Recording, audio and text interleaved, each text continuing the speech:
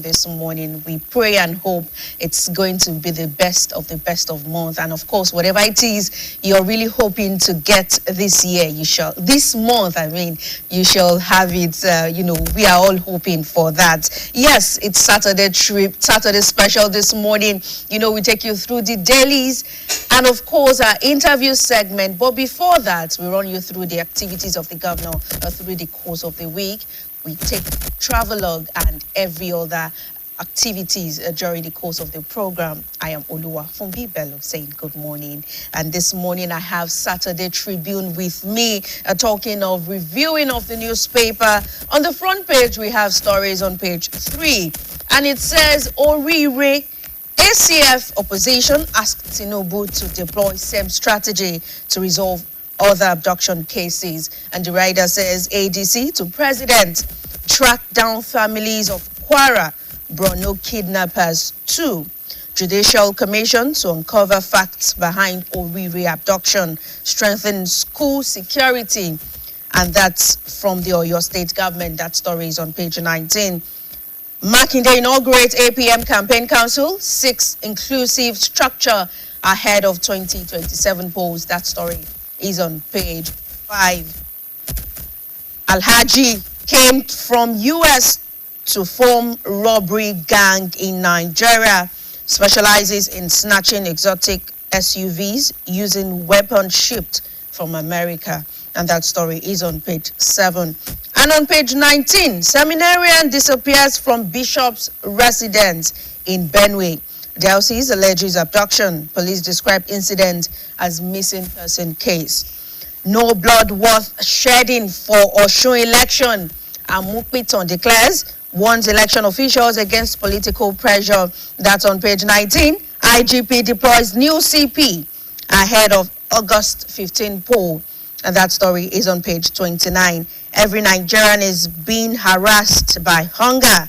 Obi knocks Tinubu over rising poverty, calls 2027 election a fight for Nigeria's future. That story is on page 5. And lastly, on the front page of Saturday Tribune, we have a story on page 19. Court jails woman 7 years for injuring boyfriend's genitals in Ekiti. Well, you want to find out why she did that. That story is on page 19. Taking some of the inside stories, starting with stories on page 6. Kano court sentences woman to death for killing husband 9 days after wedding. Presidency to Rakil-led PDP submits Jonathan's name manually after INEC denied its access code. Vows to fight leadership battle to end. Police arrest 20-year-old suspected bandits arms supplier in Benue. 2027, stop politics of fear, group tells APC. Osun governorship poll, Ikire Progressive Union rally support for APC candidate Oyebamiji.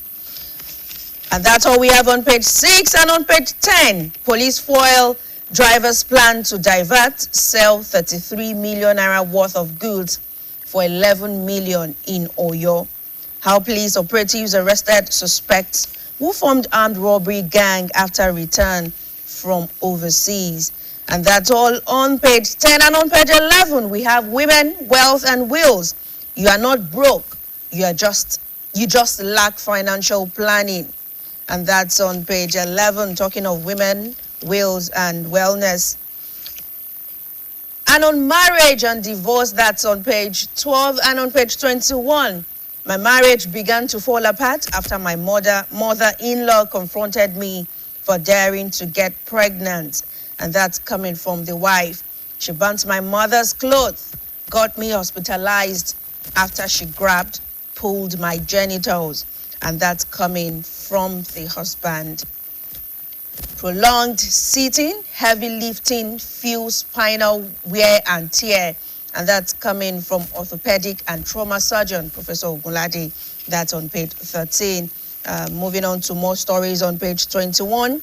My husband always insults on me, accuses me of dating my pastor. She cares for her husband, respects him more than me. and that's coming from the husband. More stories on the Saturday Tribune this morning. On the back page, Oshunguba, IGP deploys new CP ahead of poll. Loyola College Ibadan at 72. Students warned against drug abuse, and that's also still on page 29. And on the back page, on page 30 and 31, where we have some sports stories. I value teamwork so much, says Onwachu. Chelsea fined £10 million. WAFCON, Falcons good to go against Zambia, and that's coming from Kano. Glasgow 2026, I missed my mom, says gold medalist Onome. And lastly, we have Glasgow 2026, Team Nigeria sets mixed 400 mil record, and that's all we have on the Saturday Tribune this morning. Moving on to more stories on the Nation newspaper this morning. We have on the front page, Obasanjo making Atiku VP biggest mistake of my life. And that's on page 4. He says, insist he holds no bitterness over what transpired.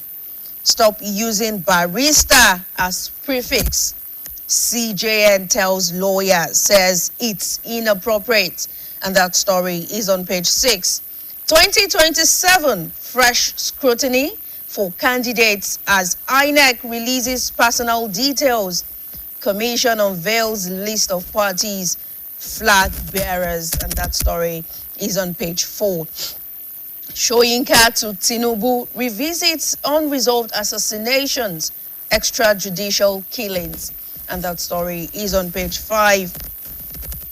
Homeland Security Advisor unveils 4 priorities.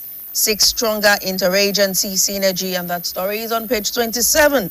State government, police probe killing of Catholic priest in Kogi. Deceased had machete cut on his head, and that's on page 2. And lastly, on the front page of the Nation newspaper this morning is a story on page 28.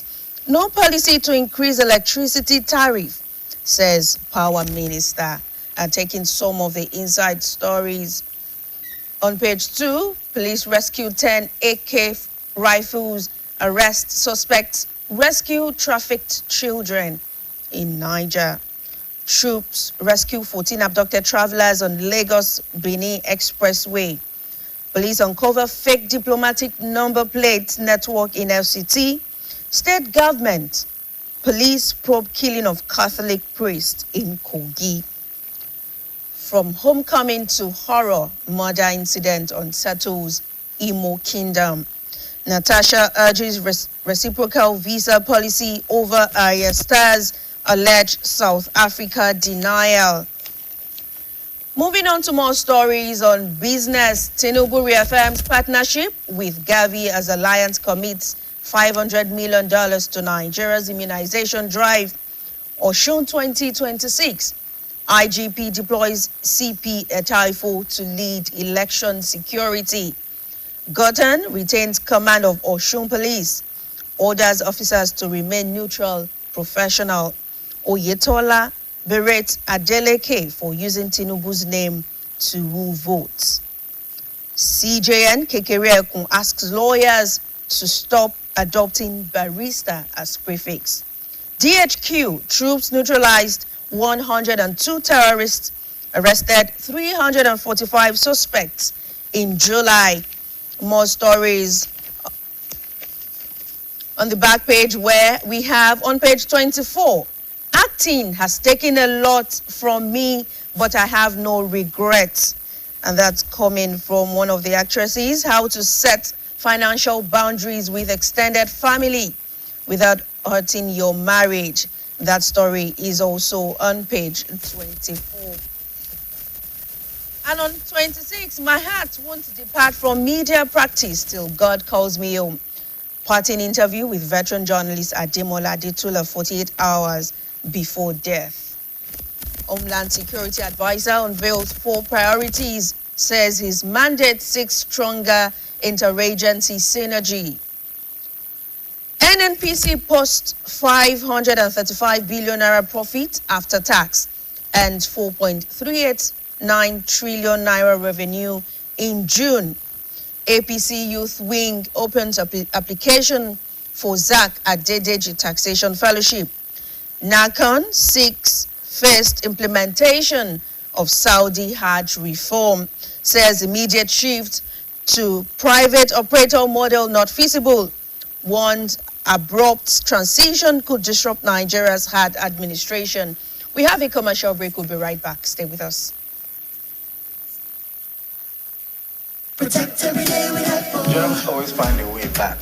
So disinfect your living room every day with Hypo. Hypo, go Hypo. Protect your home every day with Hypo. No green. Protect every day with Hypo. Hypo, go Hypo.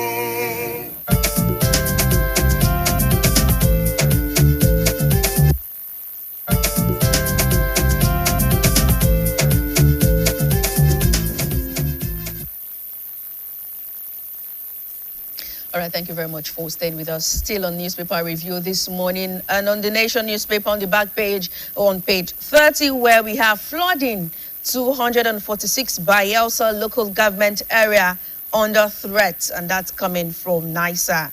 Fire got residential building in Delta. Lokobiri inaugurates new protective coating factory in Rivers. Anambra Monarch debunks allegation of instigating arrest of subjects, pleads with Soludo to restore peace, wants warring parties to wait for court's decision. Xenophobic attack, Oborevwori approves 2 million naira grants monthly stipend for Delta returnees. Edo government opposition group biker over Kwebolo's London trip. And on sports stories, Commonwealth Games, Nathaniel wins Nigeria's 9th goal in men's 400-meter hurdles. Maja set to join Liv Hover on 2-year deal. Injury stops Sadiq Umar from England tour.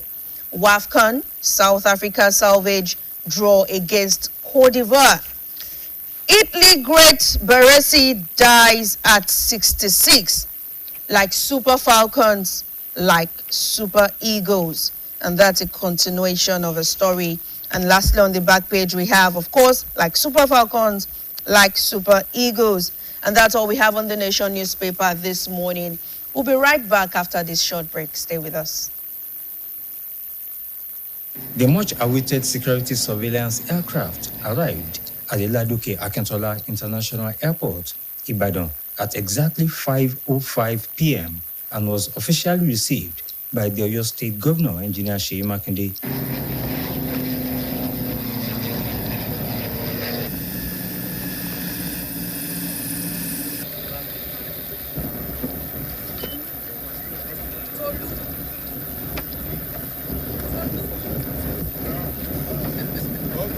Speaking shortly after receiving the aircraft at the Ladoke Akintola International Airport, Ibadan, on Tuesday, the governor said the decision to acquire the aircraft was informed by the vast landmass of the state and the need to strengthen security architecture. Governor Makinde noted that the state government conceived the project about a year ago, long before the recent security challenges in some parts of the state, stressing that the aircraft was part of a proactive strategy to enhance surveillance and protect lives and property. We had to complement the boots on ground. We didn't know Orire was going to happen. You know, I've seen people criticize us and say, oh, where's the aircraft? Now they require it at Orire.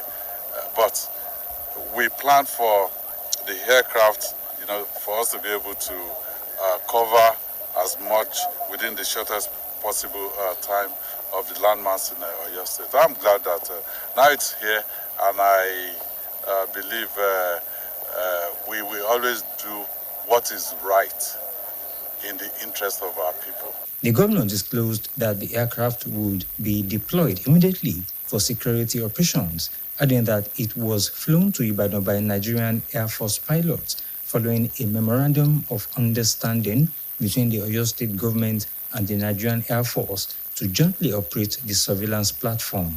I've negotiated an MOU with Nigerian Air Force, and we should be working this together. The acquisition of the surveillance aircraft forms part of the Makinde administration's multi-layered security strategy aimed at improving intelligence gathering, aerial surveillance, rapid response operations, and coordination among security agencies operating within Oyo State. Inaugurating the Judicial Commission of Inquiry into the abduction of students and teachers from Esiele and Yawata communities in Orire local government area of Oyo State, Governor Seyi Makinde said the abduction of innocent school children and their teachers was not merely an attack on the affected schools and communities, but an assault on every Nigerian child's right to learn in a safe environment and the confidence of every parent who sends their children to school. While noting that the successful rescue of the victims brought relief to the government, families, and other stakeholders, Governor Makinde stressed that accountability and institutional reforms will restore public confidence and help prevent a recurrence of such incidents. It was for this reason that I called on the international community to support an independent examination of the circumstances surrounding this incident. That call was never about diminishing the efforts of our security agencies, whose sacrifices we acknowledge and appreciate. It was about ensuring that every lesson is learned and every question that deserves an answer is answered.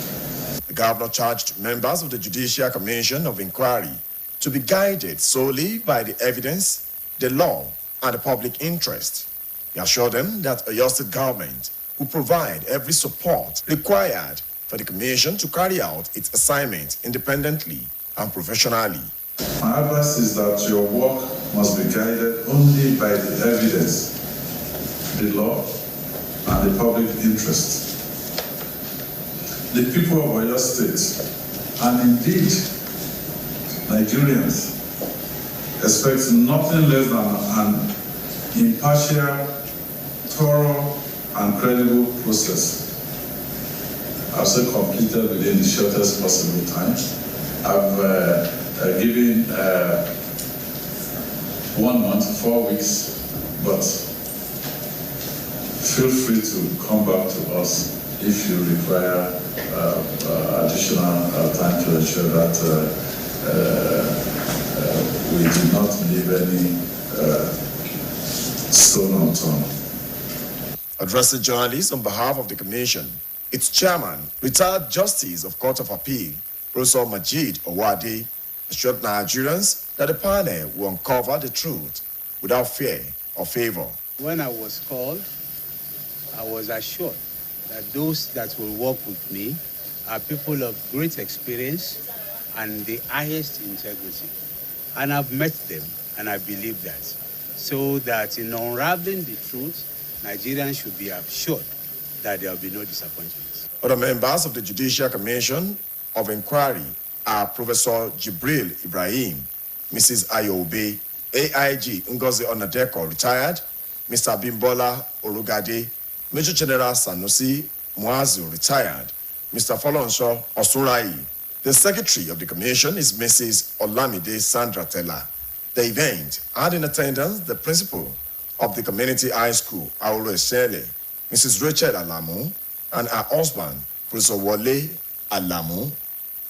Addressing the newly inaugurated members of the Allied People's Movement, APM, Apex Presidential and Governorship Campaign Council in Oyo State, the state governor and the presidential candidate of APM, Engineer Seyi Makinde, charged members to build an all-inclusive campaign structure capable of uniting party members and positioning the party for victory in the 2027 general elections.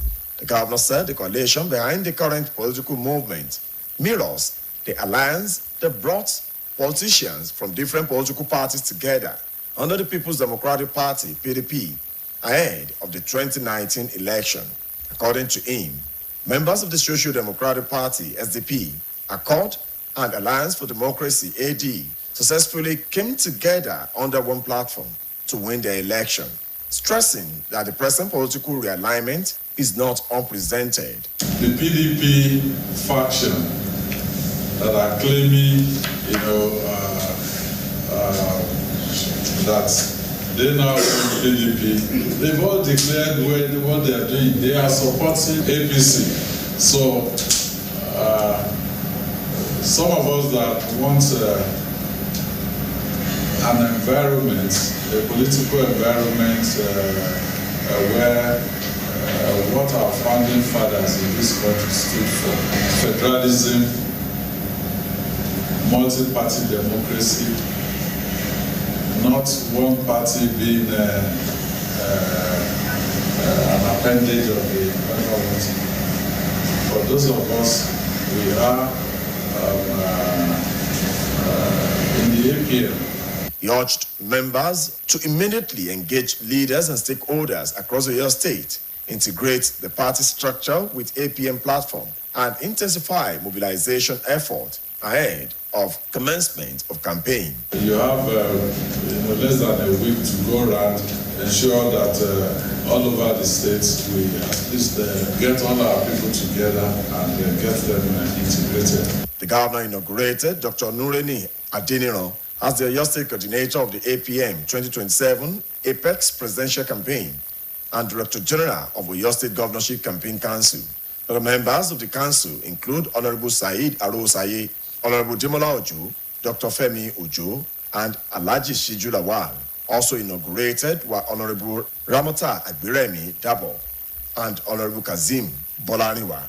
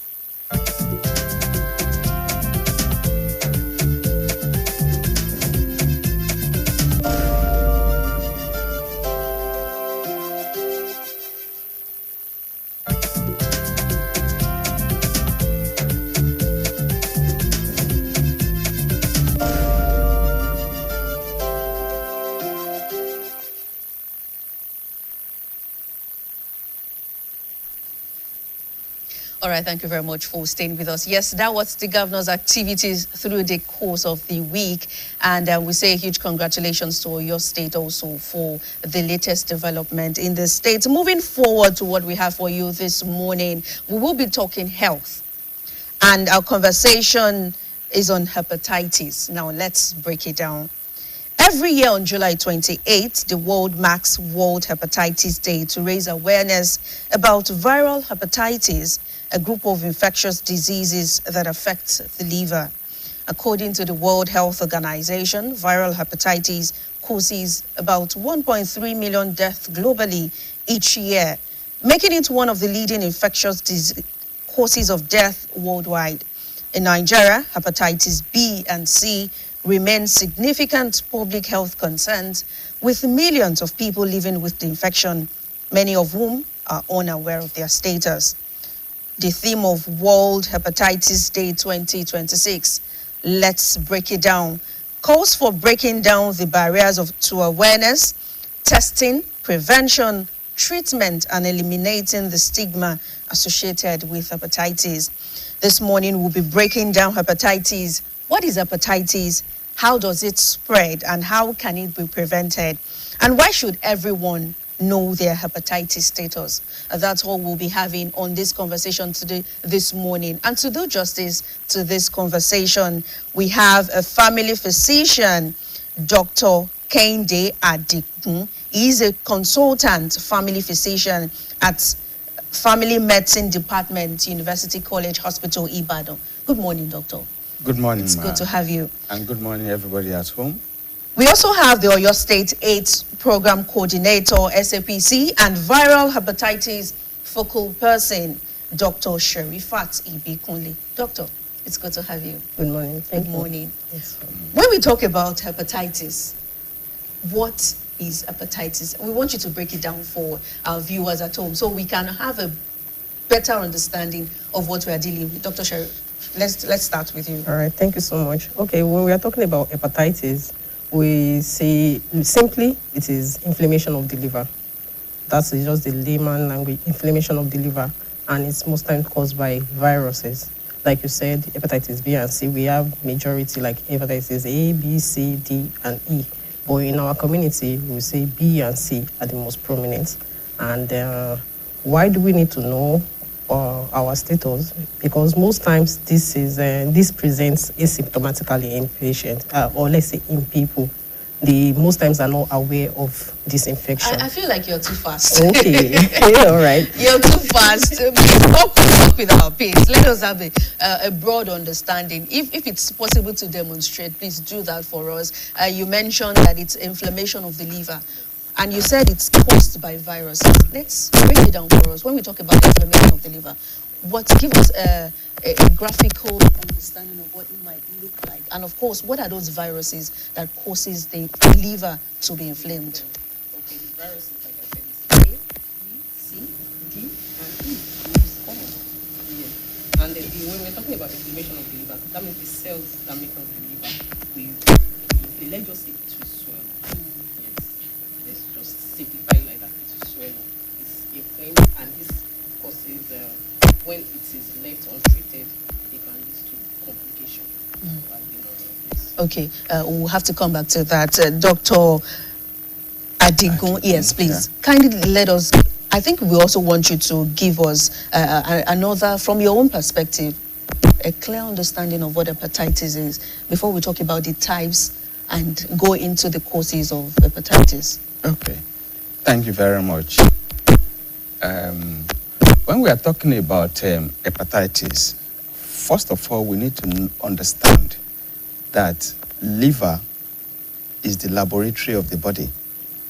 And what it does is that it tries as much as possible to make sure that anything that can affect the body generally, it takes care of it. It makes something that, are toxic to be, detoxicated. It tries as much as possible to metabolize food particles and then making them to be very, very, easy to be metabolized. It's also at the center where, drugs are actually metabolized for the use of the body. Dr. Adigun, so you have enough time to talk about this. We have a commercial break. We'll be right back. Yeah. Stay with us. Protect every day with hypo. Germs always find a way back. So disinfect your living room every day with hypo. Hypo, go hypo. Protect your home every day with hypo. No gree. Protect every day with hypo.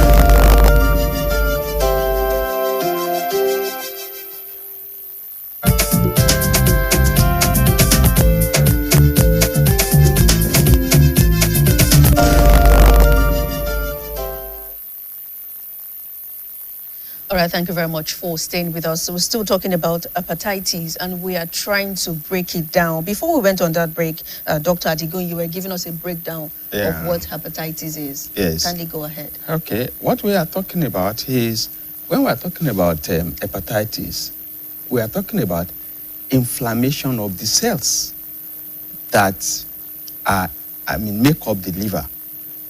So the cells that make up the liver, they are the hepatocytes.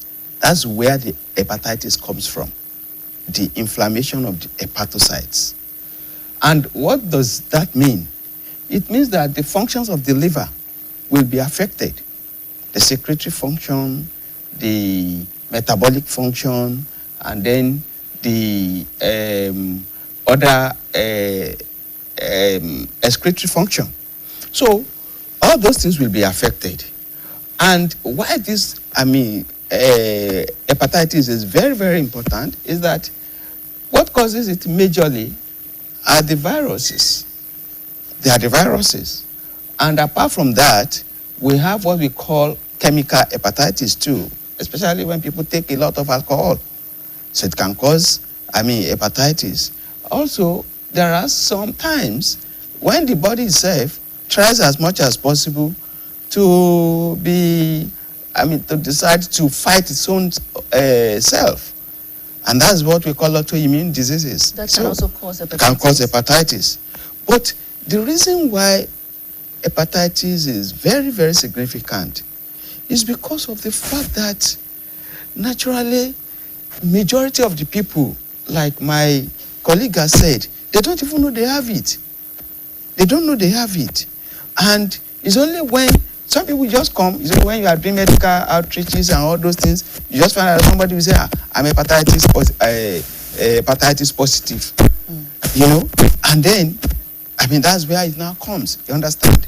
So, like my colleague said, you understand, hepatitis is the inflammation of the liver cells. But the problem it has that makes it to be very, very significant as a public health, disease is the fact that it progresses. Some are self-limiting, but some progresses. When they progresses, you understand, you have a situation whereby, scanning of the liver, comes, you understand, that is, you have, chronic liver disease, and then the chronic liver disease leads to maybe, the scanning of the liver, what we call a cirrhosis of the liver, and then progresses to actually the PLCC, which is the primary liver cell carcinoma.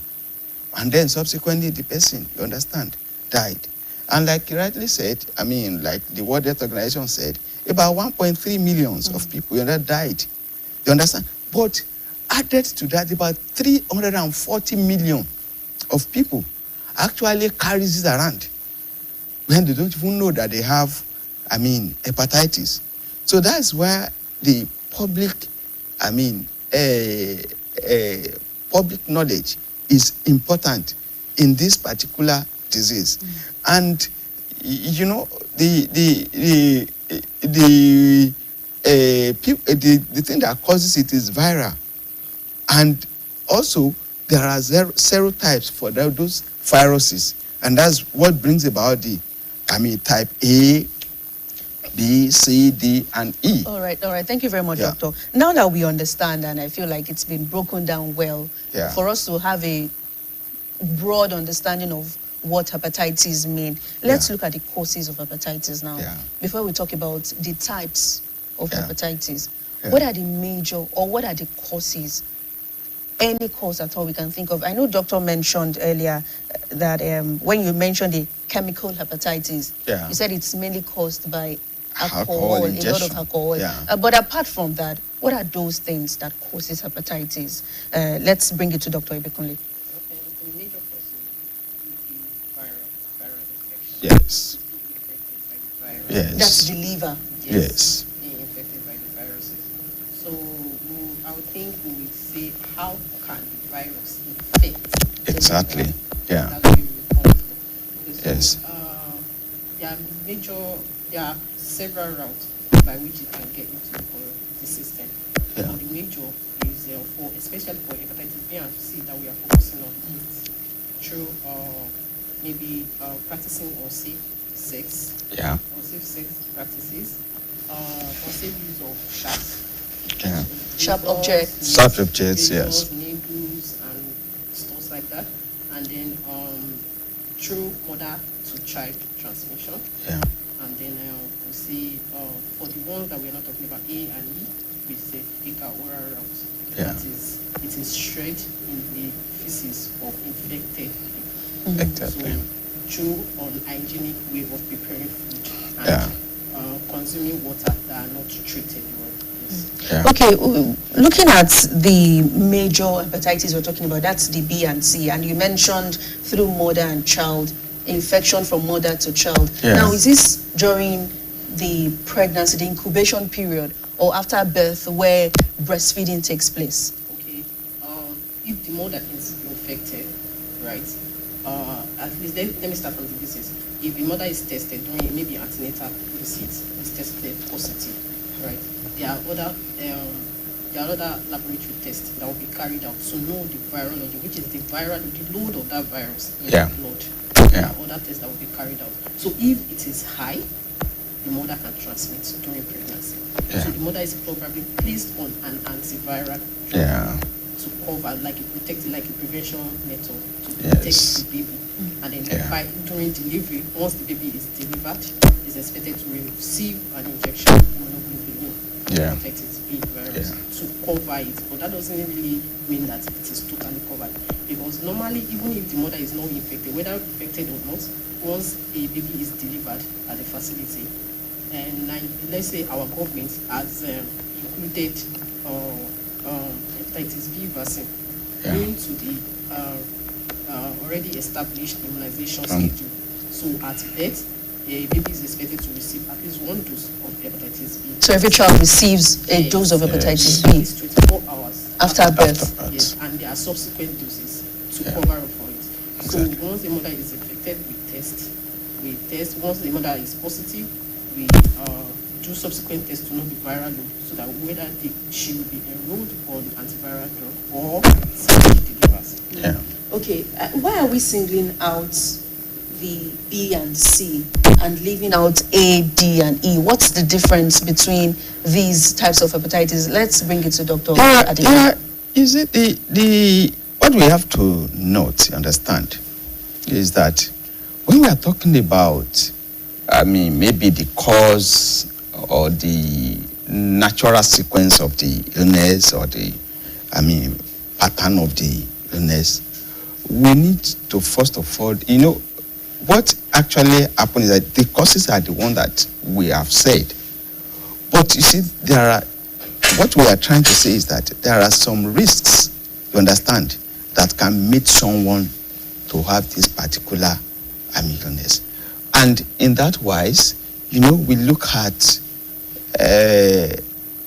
the health workers themselves, you understand. Part of the thing that my colleague said was the issue of, unsafe, aseptic practices and things like that. Even when you want to, you want to transfuse blood, you want to go to maybe, people that do all the hairstyle, barber and all those things, when there is a cut or something like that, you understand, the person will not know that, this particular person is carrying, hepatitis. But once it touches it, you understand, the B and C automatically transmits. So it's basically through cuts. Yes, cut, anything that, we call it hematogenous, you understand, anything that has to do with blood. Okay. Once blood mixes with blood, you understand, it transmits. What about saliva? Yeah, semen is important, but the saliva has not been, fully proved. Okay. You understand? But semen, you understand, It can also be blood transmitted can be from transmitted, semen. you understand? And that is why, safe sexual practices too is important. But of most important is the health workers. You understand? Because you are taking care of these people, you understand? Occasionally, you are the one that want to transfuse them with blood. You are the one that want to maybe give them some IV fluids and things like that, you understand? You need to, first of all, protect yourself so that you don't have occupationally related, infection with yourself. You understand? So that is what really, is important. And for also, we said that you have viruses B and C being important. It's been important because even when somebody has, B virus, there is a tendency for the person to, carry another virus, which is D virus. So a person, Understand? an individual can have hepatitis B and D at the same time. Yes. And that's why I was asking that. Why are we focusing on B and C? No, why are we are- leaving others out? And what's the statistics of those We- who have, Dr. we- Dr. Adigo, I'm okay. coming, please. Yeah. The statistics of those who have hepatitis B and C in Nigeria as opposed to A, D, and E. Do we have them more than the other viruses? And if an individual can have different hepatitis, why are we leaving out other viruses? We are saying something, that this viral hepatitis, some are self-limiting. Some are actually, you understand, progressive. Okay. You understand? So you talk about maybe you talk about chronic persistent, you understand, or acute, you understand, acute hepatitis. You understand? Now, it is in chronic persistent that you have all these, the pathogens that I have talked about maybe, cirrhosis, acute hepatitis, fulminating hepatitis, cirrhosis, as well as PLCC, which is a primary liver cell carcinoma. But you see, all others, maybe A, E, D. and D, you understand? Majority of them are self-limiting, but the B and C causes 80 to 90% of the infections that we actually, proved very, very, dangerous. So at what point does an individual carry two viruses at the same time? Or what causes an individual to carry two viruses at the same time? Well, the truth of the matter is that most of this particular infection, you understand, because they are actually at the level of infection. Infection is quite different from disease. That's what you have to note. Infection means the person is infected. And that's the reason, my colleague was saying that you have to carry out some other tests. The screening test that we do is just to note whether the person is positive for hepatitis or is negative. If the person is negative for hepatitis, we tell the person, please go for hepatitis vaccine. Okay. You understand? Okay. But if the person to prevent to prevent the infection person from being infected. Yeah. Now, if the person is positive, then, as a family physician, majority present to us. They even tell us, they even tell us, in usage, they say, I was told that I have hepatitis, as if they are doubting the test. So, we now said that, since when? Some may say, maybe 3 months, some may say 6 months. But I want to know whether it is true or not, because I don't have any symptoms. So that is where the self-limiting nature, you understand, of it starts. So now, if we have that kind of information, our own is now to say, okay, is this particular illness, you understand, is it already progressing or not? So we'll now do some other tests. Part of the test we will do is that we will repeat that particular screening first. If it is positive, then we will now do some other tests, which involve maybe core antigen, envelope antigen, And once we do all those ones, if those ones now become positive, then we know that truly this particular patient is already infected. But we will not stop at that level. We will tell the person, okay, you will have to go and do liver function test, and then you will do, abdominal ultrasound. Why? Because abdominal ultrasound will tell you the structure of the liver as is seen by the the sonologist, you understand? And they will be able to tell you, is there a structural defect that you can pick. And that is where the strengthening of the liver, understand, and all those things can actually be measured. You understand? But that is the structural defect. But we now want to go further to see what are the physiological effect or defect of the liver. That is where, you understand, the liver function test comes in. You understand? Okay. Thank you, Dr. Adigun. Dr. Yeah. Ibikunle, at what point can an individual now know the state, the level of the virus? Talking of the types of virus that he have. Like Dr. Adigun said, you go for a viral, a general hepatitis test to know if you have hepatitis. Yeah. Do you go for further tests to now ascertain, oh, this is the kind of hepatitis the person has? Is that how it works? Or you just carry out a test and the test tells you, oh, you have hepatitis B, oh, you have hepatitis C, or you're hepatitis free. Is that how it works? Okay, thank you. For the screening test, we have a rapid testing kits that are labeled for each hepatitis. Like for hepatitis B now, we have rapid test kits for it. So once you test positive on that screening test, you go for further investigations to know the level. They will do viral DNA test, and then to know the level of hepatitis, the virus in your blood. And then there are others, like you said, for core antigen, envelope antigen, and the likes. And then for hepatitis C too, there are specific tests for it. It's not like we use just one test kit to know whether you are B or C or something like that. They have specific screening tests for each. Okay, so automatically you just fix people for hepatitis B test first.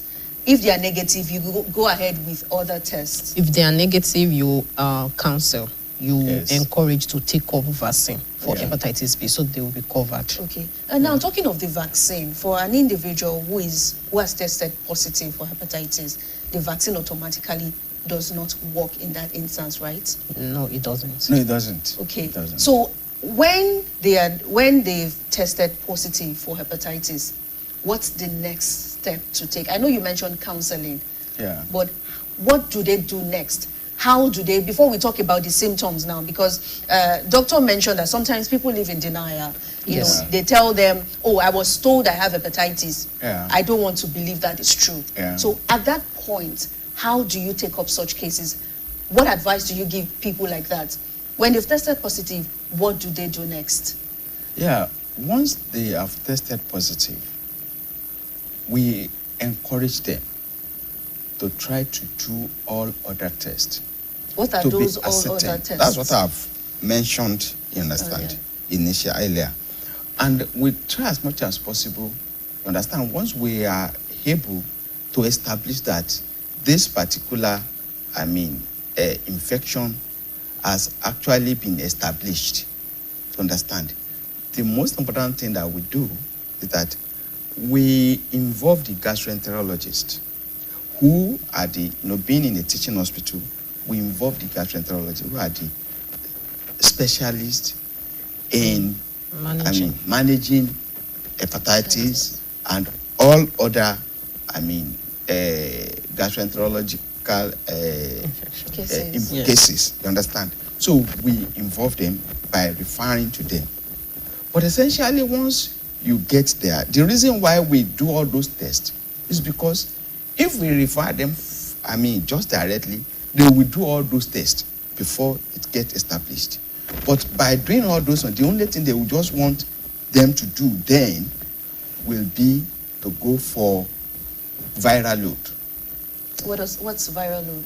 Viral load is what my colleague that just said, you understand? They look at the DNA, of the virus, you understand, to be able to establish, you understand, the volume or the units, you understand.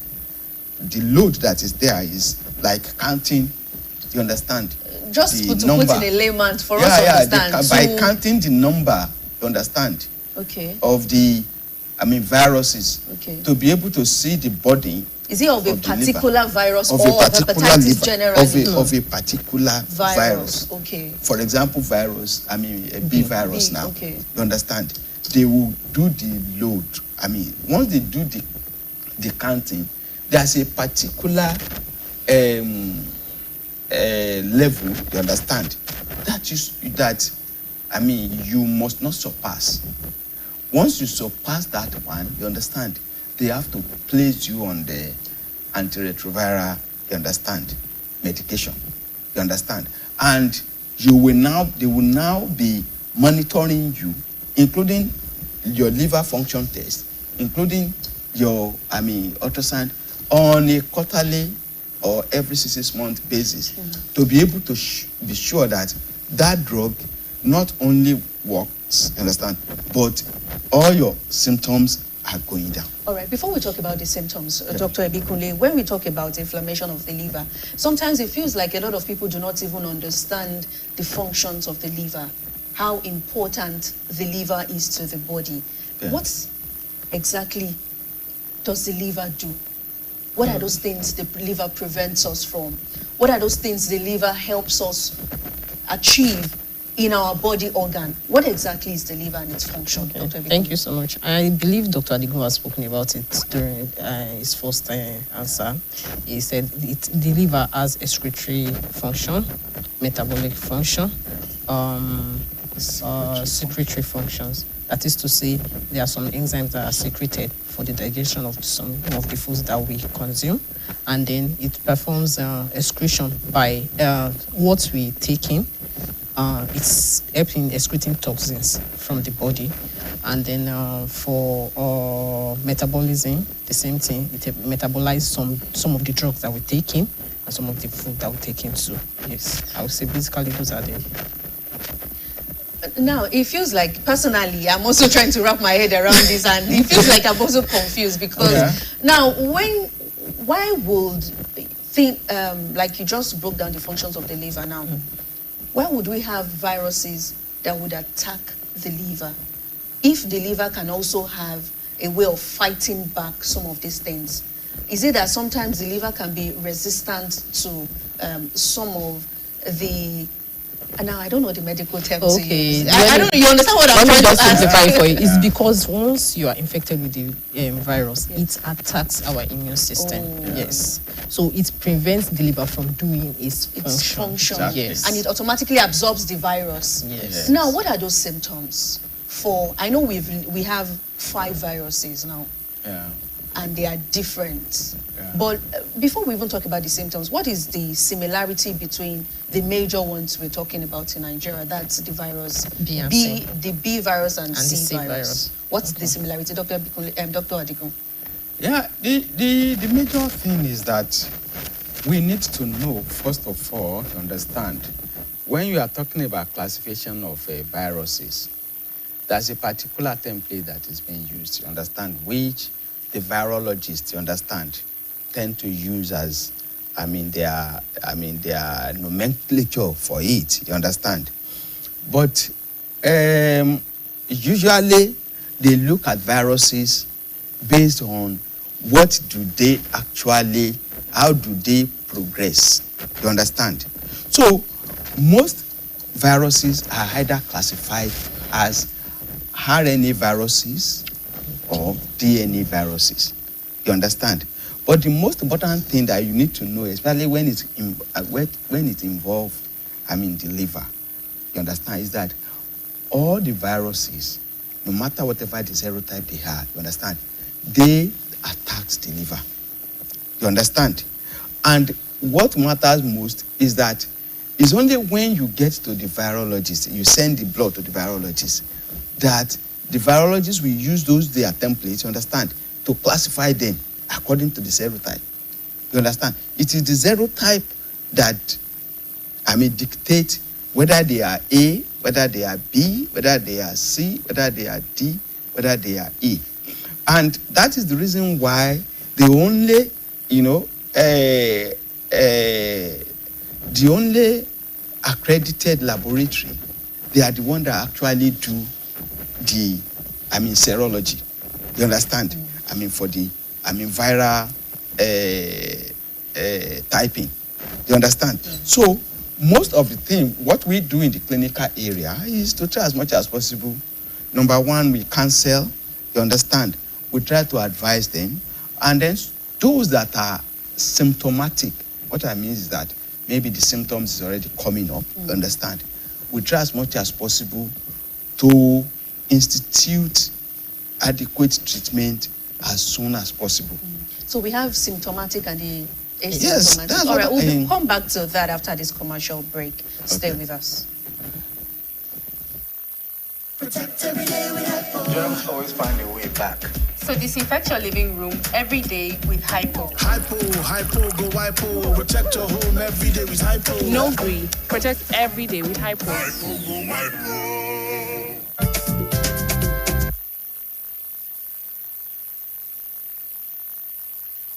Why are you not talking? You did not. All right, thank you very much for staying with us. We are still talking about hepatitis and we are breaking it down. Before we went on that break, Dr. Adigun was talking about those that show symptoms, that's the symptomatic and the asymptomatic. And I was asking that, is it possible for an individual who have, or two separate people tested for the same virus, that maybe hepatitis B, and still show different symptoms? Is it possible? Or let's say one person is showing symptoms and the other person doesn't even show symptoms at all. Is it possible? It's possible. You see, when you are talking about anything infective, I mean infection or inflammation generally, there is something that we need to know about the organism's factors, that is the either we call it the infective agent factor, as well as the host factors. Okay. Part of the organism's, factor, you understand, is the fact that, number one, what is the load that is attacking the particular cell? You understand? Okay. Number two, what are those chemical, the arsenals that the organism itself has to prevent itself from being attacked by the immune of the carrier or of the host. You understand? So those things, you understand, they involve a lot of maybe chemical substances, or the enzymes and all those things that can even break down the cells of the host, so that it will get itself established. And the host factors are those factors that the host itself has to attack the agent before getting established. So these things differ from individuals. Okay. Somebody who has a very good immune system, you understand, for example, you have a very good it's like, the soldiers of the body. The soldiers of the body, when somebody want to enter or fight a particular country, the soldier of the body, of that country are the one that first of all, go and attack those particular, invaders. The same thing happens in the body. The soldiers of the body are the ones that the other time we were saying that the liver produces antibodies, they produce antigens and all those things. Part of the thing that they do too is that they produce proteins, you understand, and immunoglobulins and all those things. Those ones, you understand, they are the ones that will form antibodies that will fight the virus before they get established. It's only when those mechanisms are failing or they have already failed that the viruses get established. Do you understand? So it's possible your body can fight against this virus even if you come in contact with an infected person. They are always continuously fighting for us. Okay. You understand? All right. The moment you see any infection established, you understand, then the fighting spirit of that body is already You understand? Down. All right. Thank you very much, Dr. Adigun. Dr. Yeah. Bikunle, let's talk about the symptoms now. We've said so much about these virus, or the different various viruses, how it attacks the body, the liver, inflammation, and how it works against, of course, itself when it comes in contact with this virus. Now, let's look at, we'll talk about symptomatic and asymptomatic now. What are those symptoms to look out for? Okay, there are general symptoms, which is one of the major reasons why it is overlooked. So we see like abdominal discomfort, we see like even vomiting, diarrhea, maybe like passage, like stooling. The stool will be clear color, like white, pale color. And most times when it is progressing, we see what we call jaundice. That's the healing of the skin, the eyes, and the lights. And then sometimes maybe mild fever, headache, and things like that.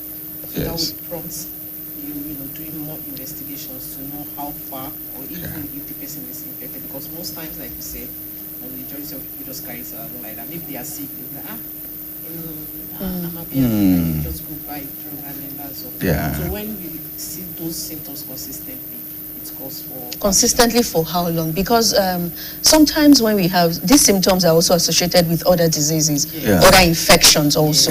And now for those who are not even going over the counter to get drugs, you go to a hospital and they ask you, what are the symptoms? What are you experiencing? And you lay these symptoms. It might not even be as comprehensive as what you say, but maybe diarrhea, maybe vomiting, fever. In hospitals in today now, do we have hepatitis come to mind first as one of the major tests you have to undergo? Because I know we talk about malaria typhoid test first. That's one of the major tests everyone talks about. Now, do we start talking about, is hepatitis included in the major test with the screening test we have to run today when an individual goes to hospital to complain about these symptoms you mentioned? I would say no. Why is that so? I think it's not, there's something that comes to mind when you visit the hospitals. Like if you go with abdominal symptoms, majority maybe they will do several tests. Before even, if it is now repeated, maybe like today you visit the hospital with the same symptoms, tomorrow the likes like that, weeks by weeks, it now prompts the clinician to include maybe to do further tests, and that's when hepatitis might come in. But if it stays longer, does it not degenerate? If it stays longer, you said if the symptoms persist for weeks, and then they now decide to finally take a hepatitis test, does it get at what point does it get too late? Too late. Okay, that's when you start showing signs like jaundice, and then your let's say there's another one we call ascites, when your tummy start becoming bulging. That means there will be water in the abdominal cavity. Okay, Dr. Adigun, when we talk about our healthcare system now in Nigeria, you would assume, or we would think that this is a major infection. Is it a disease or an infection now? It's both infection as well as a disease. Now, this is a major infection and a disease. And we would assume that when we have an infection like this, that its symptoms doubles with other diseases also. Is a broad test not something we should start talking about today in Nigeria, especially where we have hepatitis B and C, which is, we have a lot of carriers. You mentioned that we have 304 million people living with hepatitis. In the world. Now, I'm not sure what the percentage of Nigeria is, but of course, Nigeria has its percentage. And we've been talking about hepatitis for a while now, even in Nigeria. When people go to hospital to test, why should we wait for the major symptom to show forth before we start talking about taking major tests like hepatitis? I think that we have to look at it from the point of number one, we look at the issue of the facility itself. You understand? what the facility tool has, and then what had the awareness of the people, you understand, concerning this particular thing. And then we look at, you see, the issue of this rural-urban system. For example, this kind of hepatitis screening should be available in all the PHCs, like the primary health centers and all those things. But you see, it's only what you have that you can give. If it is not there, the only thing they will first of all look for is, okay, let us first of all rule out, typhoid, malaria, and all those things. I saw one particular patient, maybe during the week, and he was telling me that, has been managing typhoid, malaria for the past 1 or 2 years. And he found that I still kept on having these symptoms. Of course, this kind of patient, you understand, you need to now do a comprehensive investigation. But why wait 1 or 2 years? For someone who's been treating the same illness for 2 years, let's assume the person has been to a hospital. Yeah. Now, shouldn't the hospital have thought, why not let's take a broader screening to know what exactly is wrong? Yeah. Why are we not seeing that happen? I know you mentioned the facilities. Yes. Now, which do we have designated facilities to take the screening for hepatitis? What I meant by that. Before you answer that, Dr. Ibikunle, I think Dr. Ibikunle wants to answer that. Yeah, I would say for the screening test for hepatitis is readily available. Yeah. Readily available where? Even as small as primary health care centers. Okay. Yes, it's readily available. Is it a comprehensive process? No. Screening. No, the screening. The screening is readily available. But the major focus, like I said in the beginning, the major focus is on pregnant women.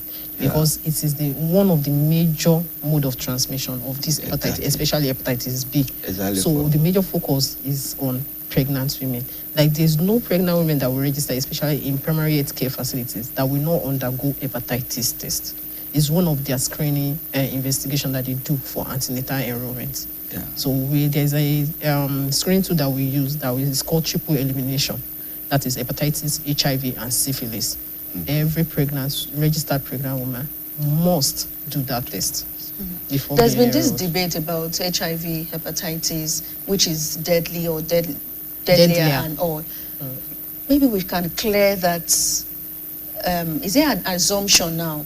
Because sometimes we hear, hepatitis is more deadly. Hepatitis is way not on the same scale as HIV, which I know we all have to take precaution, especially when we talk about these diseases, these infections, but which one kills faster? Dr. Ibikunle? Oh, well, there's no competition. Yes. Yeah, but I assume the reason why we will say hepatitis is more deadlier is because, like you said, it's a silent epidemic. Yeah. It goes unnoticed.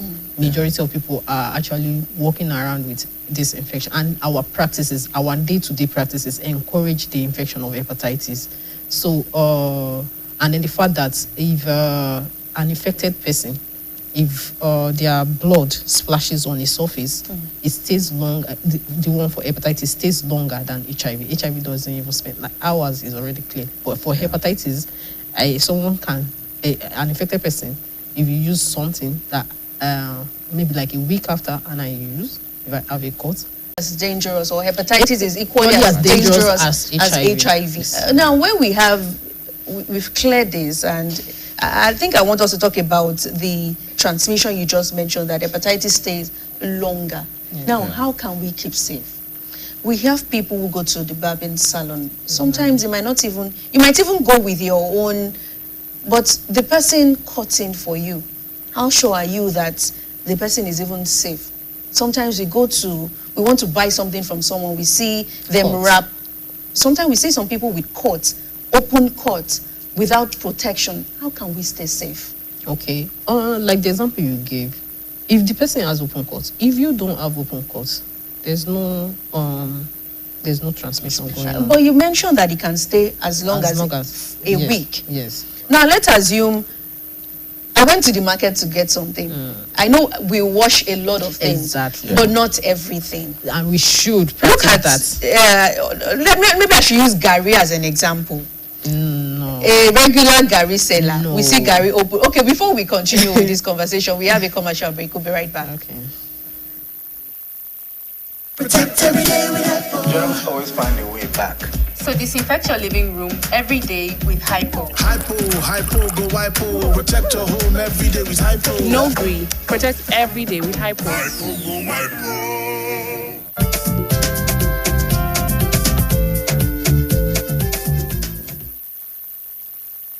All right, thank you very much for staying with us. We're still breaking down hepatitis and all that we need to know on hepatitis, and we still have Dr. Kehinde Adigun, a consultant family physician at the Family Medicine Department, University College Hospital, Ibadan, and Dr. Sherifat Ibikunle. She is the Oyo State AIDS Program Coordinator and viral hepatitis focal person. Thank you so much. It's been a wonderful conversation, and of course having you break down hepatitis for us all. And I was talking about when you go to the market, you have someone selling something to you, and let's assume the person is infected.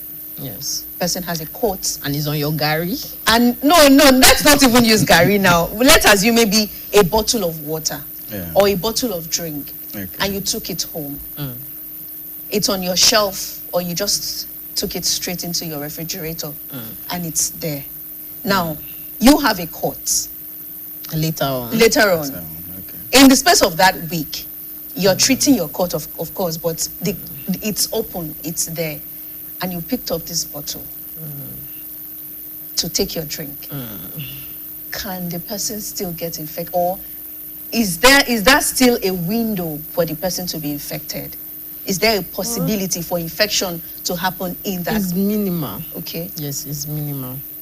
I would say it's minimal because and the scenario you just painted, I don't think is a perfect scenario because you buy a bottle of water, the person handles it, and then you put in your this thing. I believe before you even get home, something like there's a possibility that it has been rubbed off. Or better still, maybe like we said, doing safe practices. You'll have just wash it or before putting it in your refrigerator or cleaning. Now, this is not what a lot of people do not do this. A lot of people do not also understand Which is what this. we are Now, preaching. for me, when I buy things, Yeah. I don't want to know how it is. The first thing I do is wash. Exactly. In fact, I wash virtually everything before keeping it wherever I want to keep it. Well, not everyone understands this. And I think we should start talking about these precaution measures now. Yes. You know, safety and how to stay safe. Yes. But when I cite this example, and you mentioned that it must have rubbed off where? Maybe in your car, like you said, it lives on as long as a week. Yeah. So you're still at that risk. What can we do? How can we stay safe? Dr. Adigun? Yeah, the most important thing is that we need to, first of all, be cautious in whatever we are doing. Try as much as possible that we don't leave any stone untouched. Make sure that, regular washing of our hands, as simple as it is, under, good running water, you understand, prevents a lot of things, from happening, to us. Then we try as much as possible to to be watchful on whatever we are eating and whatever we are, consuming. Our lifestyle too is important. You understand? Like like I said the other time, you understand? When somebody decides to say, "Oh, I just want to indulge myself in plenty alcohol," you understand? What the alcohol does is actually, over time, it intoxicates the liver. You understand? It is because when somebody take too much of alcohol, you get, energy from alcohol too. But the energy that the liver will spend in trying to convert the alcohol to the one that is useful for your body is far, far greater than that of the one that we use, you understand, to convert the same volume of maybe, ultimately, the liver is already burdened, you understand? And, most of his other activities too are affected, you understand. But you see, there's one particular thing that I want you to note about the liver, which, make the hepatitis or anything about the liver to be a little bit insidious. If the 2/3 of the liver is not affected, you understand, you don't even see the symptoms.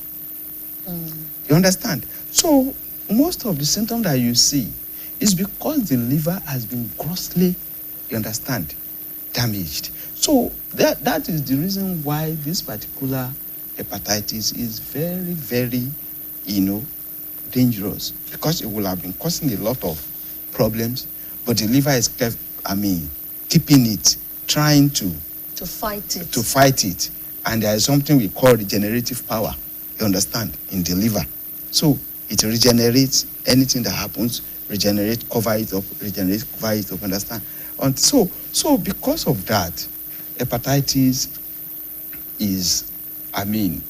tends to be insidious, you understand? So you find out that I said that we do liver function test the other time. So what we are trying to look at is all those functions of the liver to see which one, you understand, has been, dangerously affected. You understand? So those are the things that we do to try to say, okay, has this thing actually affected the liver? You understand? But for the alcohol part you just explained, the chemical aspect where you say the liver takes much more effort to break it down. Now, in a bit that for instance, it doesn't have that much power to break it down to what it's supposed to break it down. Does it automatically turn into a virus? At what point does it now become? It doesn't turn it into virus. Okay.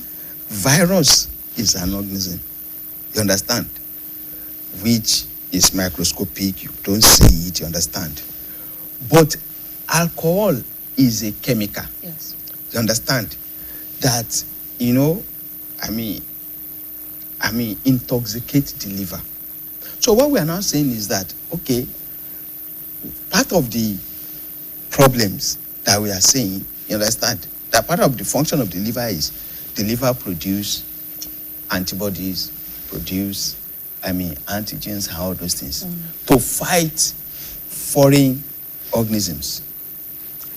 If the chemicals, that is the alcohol that is taken, has already damaged the hepatocyte that is forming these antibodies to fight the infection.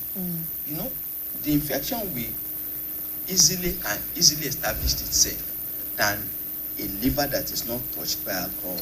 That's what we are saying. Okay, now let's look at awareness and why we do not talk much about hepatitis, despite the fact that it's equally as deadly as HIV. Of course, when we talk about HIV today, a lot of people, we fear for our lives because no one wants to be infected. But we do not carry hepatitis as much as we carry HIV. Why is that so? And talking of the awareness, why are we not talking so much about hepatitis today, especially in Nigeria? And you mentioned a rural-urban setting. It feels like we need this as much as we need it in the urban setting, urban areas. We need it also, a lot of this education and enlightenment in the rural areas. But we rarely see that happen. Why is this so, Dr. Ibikunle? Like I said, I would say is the is the paparazzi that surrounds HIV before, but there has been expansion of awareness creation recently. Okay. There are for the ministry now, we work directly with some community-based organizations. There are some partners in the states that are working basically on hepatitis, and we go for community outreaches to all these outreach area where we create awareness, and then and healthcare workers too are enlightening on especially what I said about antenatal. There's always health education and health talks going on during antenatal visits where they talk about all these infections, especially these prominent infections like hepatitis, HIV, and syphilis that goes unnoticed. So I would say there's ongoing work on expanding this awareness creation and the likes, which one of it is Like what we are doing doing today right now. Yes. Actually, just to buttress what she has said, you found out that what we are doing now, you understand, is part of the mandate of World Health Organization, trying to making sure that, okay, a particular day is set aside, you understand, for people to know, something worldwide about what, hepatitis is all about. Apart from that, in UCH, every time when patient comes around, they want to see, before they see doctors, we have public health nurses that always give health education, understand, to people. And what we look at is that once those health education is given to them, it has a multiplier effect. Oh, I had something in the hospital today. You understand? I don't know whether you have this kind of a thing, though. You understand? But this is what I had. You understand? So, and they break it down in their own language. Yes. You understand? They speak their language, you understand? And then they make sure, and apart from that, we have a lot of community-based NGOs, you understand, that what they do is that they go for awareness in churches, in mosques, in marketplaces, in motor parks, understand, to let them know, you understand, the importance of all these particular, diseases, especially hepatitis. Well, let's look at the myth and misconception about hepatitis now. Yeah. What are those myths and misconceptions you've heard so far about hepatitis? Well, some people believe that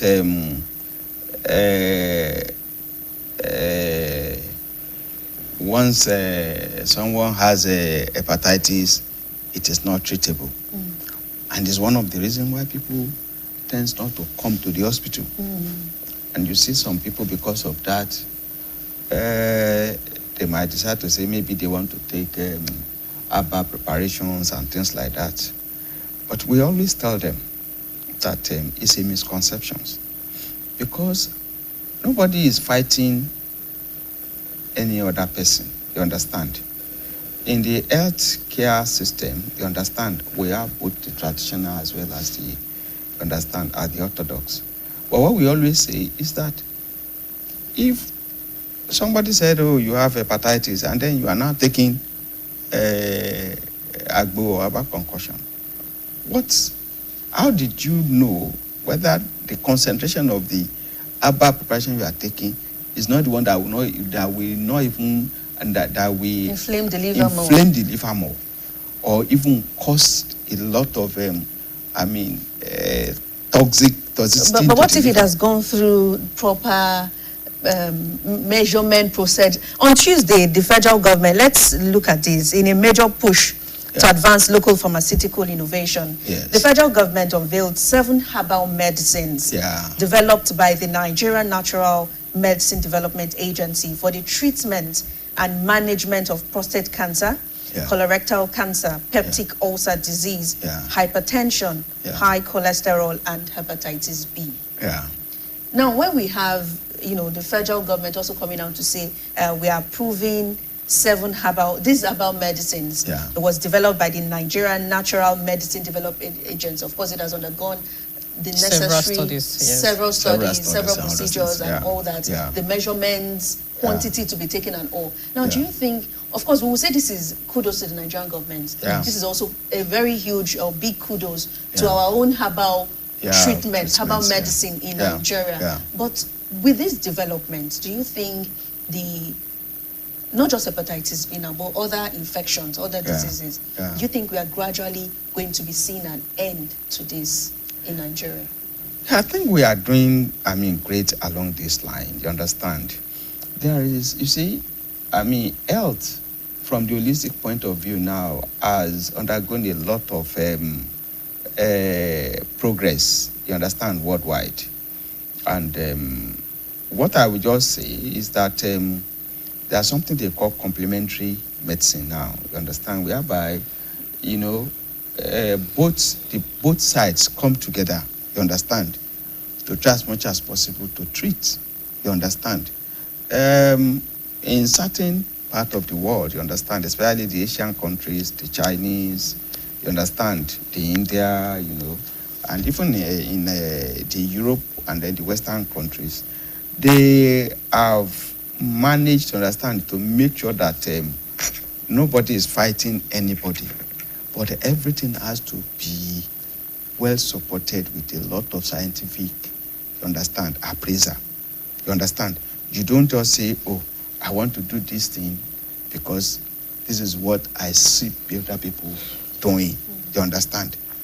Each region of the world has a certain peculiarities, so that we don't, you understand, get people into more risk than Of course, the but when benefits. it has undergone proper medical scrutiny, Dr. Yeah. I think you Yeah. want to also talk Yeah, about I that. think the challenge before is regulation. Yeah. So if we can overcome that, if it's well regulated, I Exactly. don't see any reason why it cannot We be should welcomed. not embrace it. Yes. Yeah. Because you see all this mama lab going around selling just, okay, I want this, they will just pour any quantity for you and take. Yeah. Maybe then when they get back home, they rewarm it and that increase the concentration. So it's not well regulated before.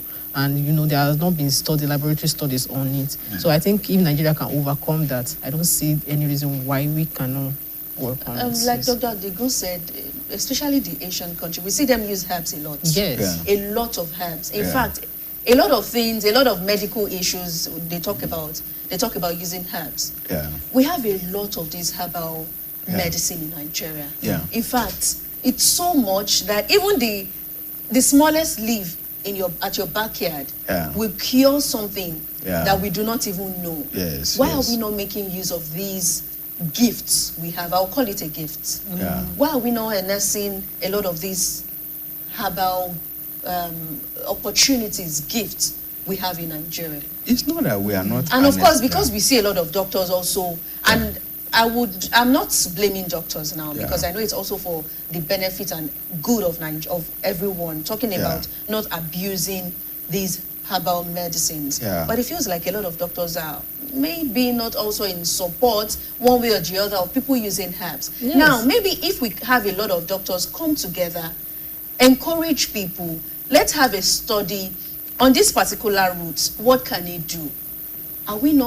Is that not going to talk about the advancement of our medicine in Nigeria? Yes.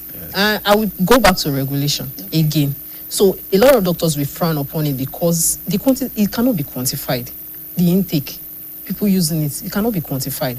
And so this puts stress on our system, like kidney, livers, and the likes, in clearing all these things we are ingesting. Because as much as we are taking medications too, you know, medications now, it has formulation. Like when you get when doctors prescribe medicine for you, you see that it is measured in grams, milligrams, or stuff like that.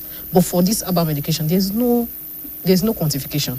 You just take as much as you like as possible, and then you ingest it, and that's all. Dr. Ebikunle, Yes. I mean, on a lighter note, for someone who is coordinator for HIV, or you're saying vocal person for hepatitis, don't you think you should also go into the study of some of this herbal medicine to see how we can bring a cure, complete cure to these infections and diseases in Nigeria? Yes, we can do that. No, we can do that. Don't you want to do that for us in Nigeria? It's going to be your own personal, your contribution to medicine in Nigeria.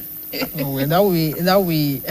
I think there are a lot of coordinated efforts. Yes. You understand? It is not doctors alone. Yes. You understand? People in pharmacy, you understand, department in University of Ibadan. Even those botanists, patents, botanists, you understand? medicine. All these leaves, you are talking about botanists that are studying the leaves themselves, you Yes. understand? And they will give you a lot of, treatable conditions that these leaves are used for, you understand? But the most important thing is that what we are trying to say is that it's an holistic effort. All of us have to come together. Yes. You understand? You see, the reason why we are saying all these things is because, see, everything is chemical.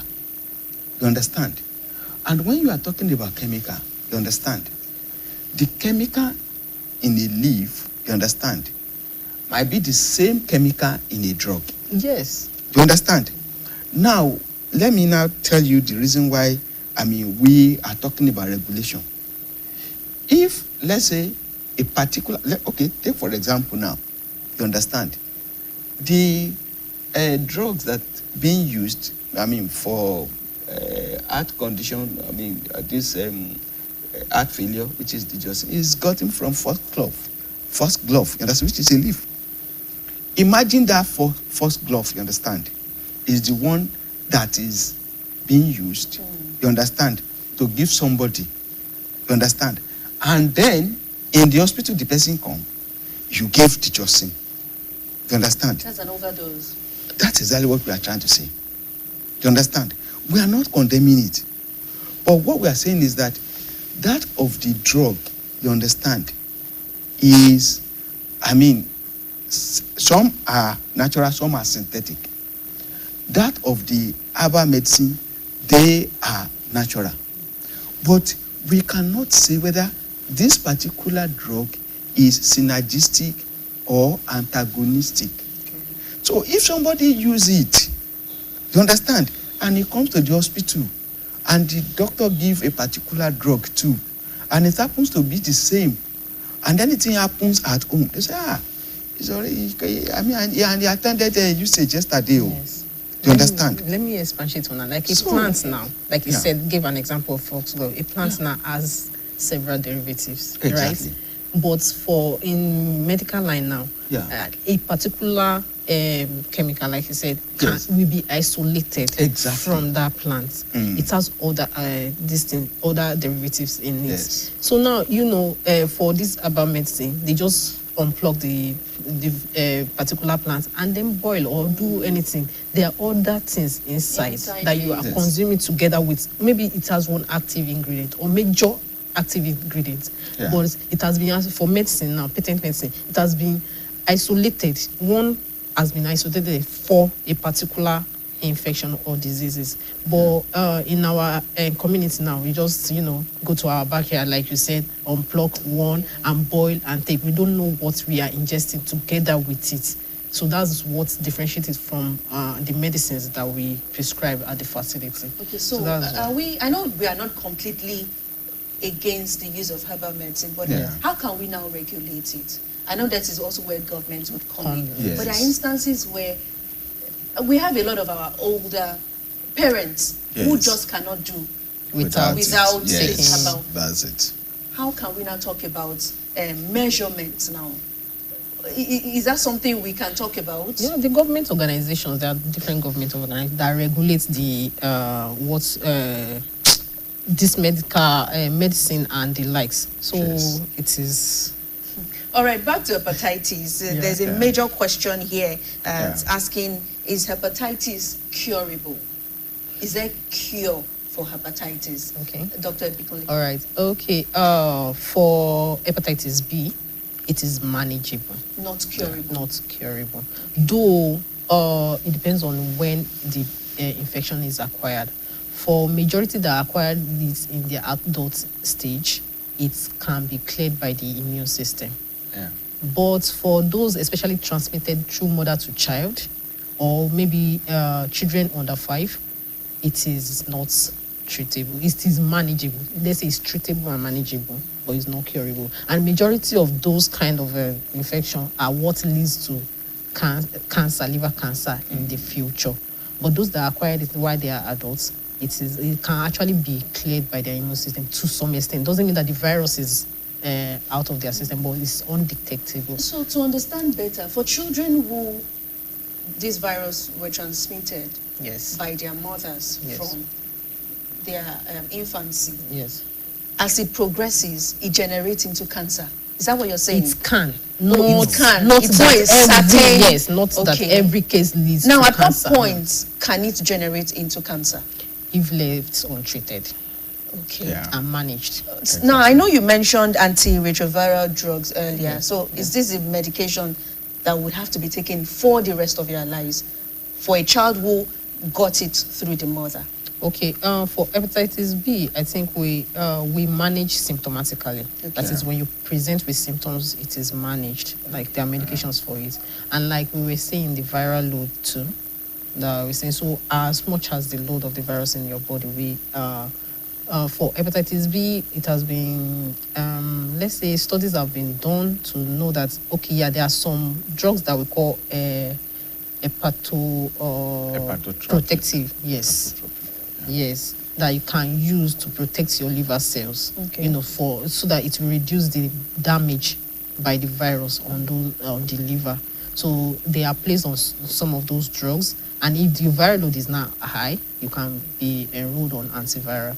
But for hepatitis C, I would say it's curable. Okay. What Yes. about A, D, and E also? Hepatitis A and E, they are acute phase. So it's self-limiting. Oh. Yes. So you treat the symptoms and then the body You just manage. Yes. Okay. And for D, without B, D cannot occur. Yeah. Yes. So if you are negative now and you get the vaccine, that means you are automatically covered from having D.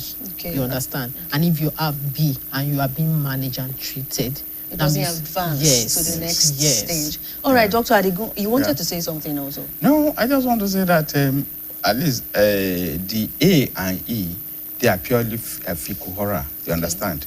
Once you are able to manage them at the acute phase, you understand? They are They don't self-limiting progress and then to they don't chronic. progress. All right. There are also questions around if it's an inflammation Yeah. of the liver. Yeah. Do we have option of surgery being carried out to treat, to correct the liver that has been inflamed? Is there an option of surgery? Can surgery also be carried out, Dr. Adigun? Well, like I told you, you understand, before you get to, notice any symptoms, especially the liver, I told you about the Progression. fact that there is the liver try as much as possible to sort of heal itself on its own. You understand? And until maybe 2/3 of the liver is involved, that's when you actually, the symptoms are. You understand? And by that time, you will have been seeing maybe, features of cirrhosis, features, suggestive of PLCC and all those things. The only thing that they do for the liver is liver transplant. You understand? Which is very, very, not only expensive, but is very, very, rare. You understand? So, but to prevent all this, you understand, is what we are trying as much as to say that prevention, they say, is always better than cure. Now, Dr. Bikule, earlier you mentioned that we have screening centers readily available in a lot of primary health including centers. including general and state hospitals. Now, is it free for anyone who wants to walk into any primary health center or any secondary, like you mentioned, to test for hepatitis? Is it free or does it come at a cost? And how, if it does, how expensive is it? For pregnant women, it's free. Okay. Because it's part of their screening examination. Requirement. Yes, for pregnant women, it's free. For other individuals, that's at primary health care level. For other individuals, I would say no.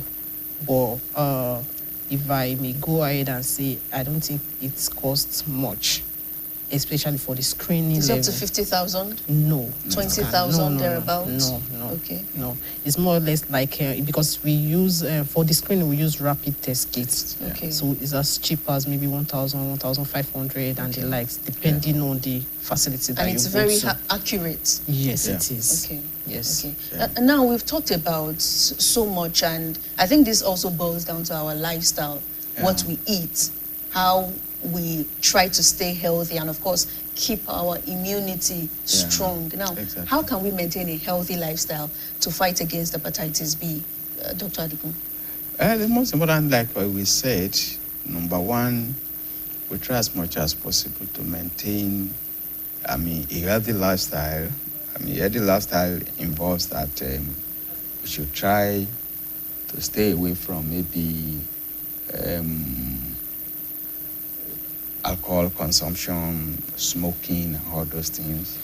And we'll try as much as possible to take a lot of, balanced diet, you understand, especially the one that are rich in fruits and vegetables, you understand. And we try as much as possible to exercise ourselves, have a very good sleep, and then try as much as possible to have a safe practice in our place of work.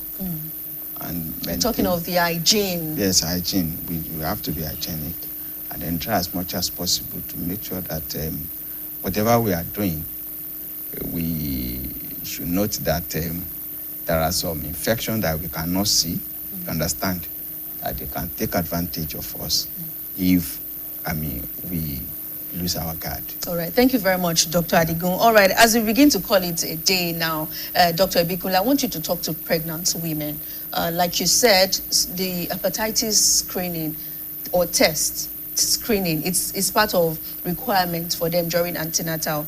But for those who have tested and it's been confirmed that they are positive, it's not a death sentence. It is not. Now, how do you encourage pregnant women, especially when we talk about healthy living and, of course, taking care of themselves? And it also generally, not just pregnant women now, but more of pregnant women. I want you to give your word. All right, thank you so much. I would say I will encourage everyone to at least get tested first. If negative, get vaccinated to protect yourself and even the baby you are carrying or your household as a whole. And if positive, we encourage that we take charge of our health. Go to because I know for primary health care level, they don't treat or manage hepatitis. So make sure you get yourself to maybe general hospital, state hospital, or those that we call tertiary hospital, specialist hospital, where you can see a gastroenterologist. Like you said, this is not a death sentence. There are a lot of people carrying other deadlier diseases and infections around. So I will encourage us to not, take heart, to not give up, and then go and take charge of our health for ourselves and those around us. Yes. Now, if I want to take the vaccine, where do I walk up to? Where do I go to? Okay, it's readily available at primary health care facilities, yes. But is it free also for the vaccine? Majorly for the vaccine, like I said, it is already scheduled in our immunizations, national immunization schedule, but it only covers children, like you said. It is free for children. Yes. But as an adult, you have to pay a token. You can get it. I'm aware that it is available at UCH, tertiary institutes, but at a certain price. All right. Yes. Thank you very much, Dr. Kehinde Adigun, a consultant family physician at the Family Medicine Department, University College Hospital, Ibadan, and Dr. Sherifat Ibikunle. She is the Oyo State AIDS Program Coordinator, SAPC, and viral hepatitis focal person. Thank you so much. Thank you, doctors, for speaking on hepatitis. And of course, you indeed broke it down for us to understand. We really appreciate your input. Thank you so much. All right, we'll be right back after this global update. Stay with us.